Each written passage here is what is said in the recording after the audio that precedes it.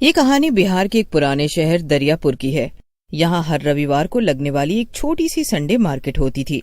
इसी हाट से थोड़ा बाहर निकलकर एक मोमोज का ठेला लगता था, जिसको विभा और उसका पति मोहन हमेशा आते जाते देखा करते थे। लेकिन कभी दोनों ने रुककर उस पर खाने का नहीं सोचा।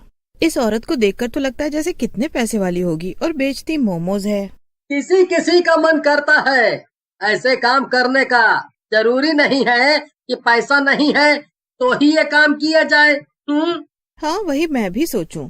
मार्केट अंदर है तो ये मार्केट से हटकर क्यों मोमोज बेचती है? इसको तो कॉलेज या स्कूल के बाहर बेचना चाहिए ये सब। छोड़ो, हमें क्या।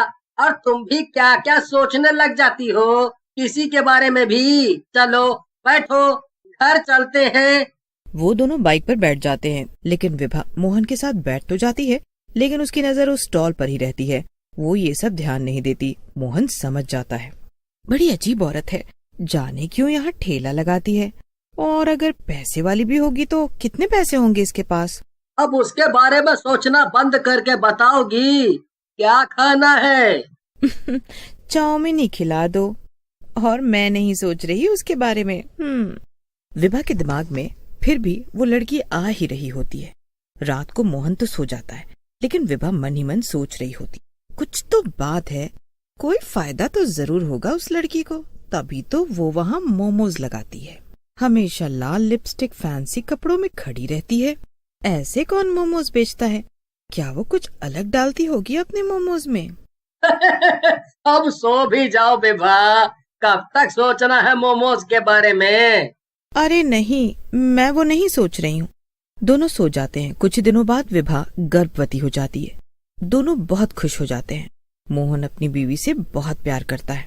मेरा ऐसी हालत में कुछ कुछ खाने का जी हो रहा है, क्या करूँ? अरे ये क्या सोचना, मैं हूँ तो मुझे बताओ क्या खाना है। विभा मोहन को रोज कुछ लाने को कहती है और मोहन वो लेकर भी आता है। एक दिन की बात है, विभा की तबीयत कुछ ठीक नहीं थी। सुनिए, आज मेरा खाना बनाने का बिल्कुल मन नहीं है। क्या आप आज बाहर खा लेंगे और रात में ऑफिस से आते समय कुछ लेते आना? हाँ कोई बात नहीं, तुम आराम करो, मेरी फिक्र मत करो। बस बताओ तुम क्या खाओगी? हाँ, सही बोलूं तो मुझे उस औरत के ठेले वाले मोमोज खाने हैं। बस इतनी सी बात, मैं आज लेते हुए आऊंगा। तुम बस हुक्म किया करो मैडम, तुम्हारा नौकर हमेशा तुम्हारे लिए हाजिर है। क्या आप भी मेरे नौकर थोड़ी हैं? वो तो आज पता नहीं क्यों बस मन हुआ ये सोचकर कि वो अपने मोमोज में आखिर ऐसा क्या डालती है, क्या पता कुछ अलग स्वाद हो। मोहन विभा की ऐसी बात सुनकर जोर से हंस पड़ा और विभा से विदा लेकर ऑफिस चला गया। ऑफिस से आते समय उसको मोमोज का ठेला दिखाई दिया। क्योंकि विभा प्रेग्नेंट थी तो मोहन लंच लेकर भी नहीं गया था। उसको भी बहुत तेज भूख लगी थी। क्यों ना जब तक ये मोमोज बनाएगी तब तक खा लिया जाए। एक काम करता हूँ, एक प्लेट यहाँ खा लेता हूँ, बाकी विभा के साथ खा लूंगा, इससे विभा को भी अच्छा लगेगा। मोहन ने सोचा, आज संडे मार्केट नहीं था तो मोहन ने देखा आसपास कोई नहीं था, सिर्फ वही औरत लाल ड्रेस में लाल लिपस्टिक लगाई खुद ही लेकर खा भी रही थी और बाकी के मोमोज गर्म करते हुए गाना गा रही थी, जैसे उसको किसी से कोई मतलब ही न हो और वो खुश हो। तभी मोहन ने धीरे से हिचकते हुए कहा, एक प्लेट कितने का देती हैं आप? मोहन को अपने पास खड़ा देखकर वो घबरा गई और जल्दी से प्लेट नीचे रखकर बोली, 1 प्लेट 60 की आती है और उसमें 12 मोमोज होते हैं। ठेला देखकर तो लगा था मानो कितना ही महंगा देती होगी, लेकिन ये तो बहुत सस्ता है। ठीक है, तो 2 प्लेट आप पैक कर दीजिए घर ले जाने को, और हाफ प्लेट आप हमको अभी खाने के लिए दे दीजिए। मैं 2 प्लेट तो पैक कर देती हूँ, साथ में 1 प्लेट ही आपको खाने को दे देती हूँ। आज आप मेरे पहले ग्राहक हो तो हाफ प्लेट मेरी तरफ से मुफ्त। मोहन लड़की की बात सुनकर खुश हो जाता है। लड़की फिर से गाना गाने लग जाती है। हवा तेज हो जाती है। मोहन अपना फोन निकालता है, लेकिन उसमें बिल्कुल नेटवर्क नहीं होता। लेकिन लड़की, गुमनाम है कोई, बदनाम है कोई, मोहन उसका गाना सुनकर उससे पूछता है, आपको पता है क्या, यहाँ 1-2 महीने पहले एक लड़की ने 2 आदमी को मार दिया था। मोहन को लड़की की ये बात बहुत अजीब लगती है, लेकिन वो सोचता है, जल्दी से मोमोज खाकर घर चलता हूँ विभा के पास। ये रहे सर आपके गर्मा गर्म मोमोज, वो भी फुल प्लेट। आप ये खाओ, तब तक मैं घर के लिए मोमोज पैक कर देती हूँ। लेकिन बस एक शर्त है सर, मोमोज आपको सारे खाने पड़ेंगे। मोहन मोमोज लेकर खाना शुरू कर देता है। जैसे जैसे वो मोमोज खाता है वैसे ही वैसे उस लड़की का चेहरा डरावना होता जाता है। मोहन बहुत डरने लगता है क्योंकि आसपास कोई भी नहीं होता। क्या हुआ सर, खाओ ना, सारे खाने हैं आपको। अब उस लड़की की आवाज भी भारी होती चली गई थी। तभी मोहन की नजर उसके पैरों पर पड़ती है। वो उल्टे होते हैं, लेकिन मोहन ऐसा दिखाता है जैसे उसको कोई फर्क नहीं पड़ रहा। लेकिन तभी मोहन की नजर मोमोज पर पड़ती है। उसके मोमोज में बहुत सारे कीड़े चल रहे होते हैं। तभी वो लड़की की तरफ देखता है। वो अब तक चुड़ैल बन चुकी थी। बोला था ना सारा खाना है, ऐसे छोड़ क्यों दिया? मोहन उसकी बात का कोई जवाब नहीं देता। मोहन उसकी कोई बात नहीं सुनता और अपनी बाइक स्टार्ट करता है और वहां से निकल जाता है। लेकिन बाइक वहीं वापस आ जाती है जहां वो चुड़ैल खड़ी मुस्कुरा रही होती है। तू अपने पैक किए हुए मोमोज को तो लेकर ही नहीं गया, ये भी तो ले जा। चुड़ैल उसकी तरफ बढ़ने लगती है। मोहन फिर से बाइक स्टार्ट करता है, फिर वहीं आ जाता है। क्या हुआ, और मोमोज खाने हैं? मोहन डर के मारे रोने लगता है। वो जहाँ से भी जाता उसके सामने वही चुड़ैल आ जाती। वो बहुत थक जाता है।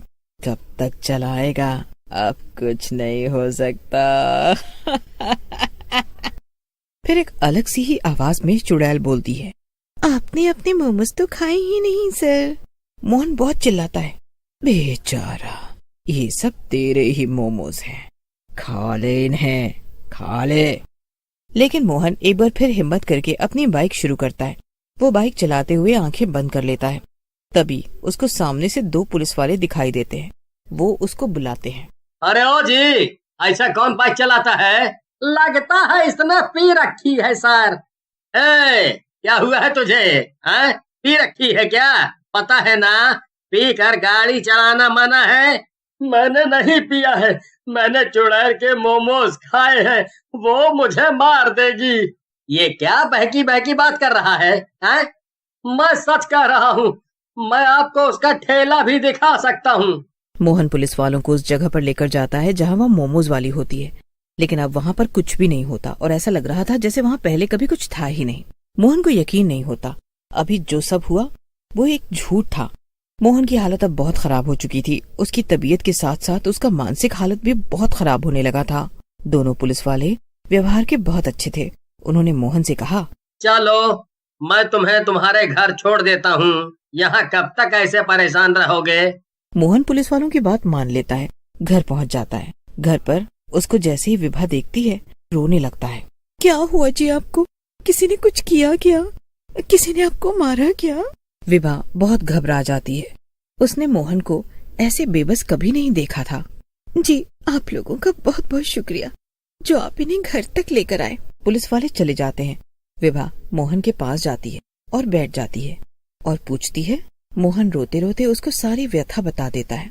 मुझे लगता है उसमें कुछ तो गड़बड़ है, पर इतनी बड़ी गड़बड़ मैं तो आपको वहाँ कभी नहीं जाने देती। अगर मुझे पता होता, मेरी ही गलती है ये सब। अब आप कभी उस रास्ते से मत जाइएगा। आप मुंह हाथ धो लीजिए, मैं अभी खाना लगा देती हूँ। मैंने मैगी बनाई है, आज वही खा लेते हैं। कल से मैं घर पर ही खाना बना लूंगी। मोहन उठकर अपने वॉशरूम में चला जाता है। मुंह धोते हुए उसकी नजर शीशे पर पड़ती है। शीशे पर खून से लिखा होता है, सर आपने पूरे मोमोज नहीं खाए हैं ना? मोहन की नजर एकदम से विभा की लाश पर पड़ती है, जिसको देखकर मोहन को हार्ट अटैक आ जाता है और वो भी मर जाता है। चुड़ैल का मकसद अब पूरा हो जाता है और वो जोर जोर से हंसने लगती है और फिर गायब हो जाती है।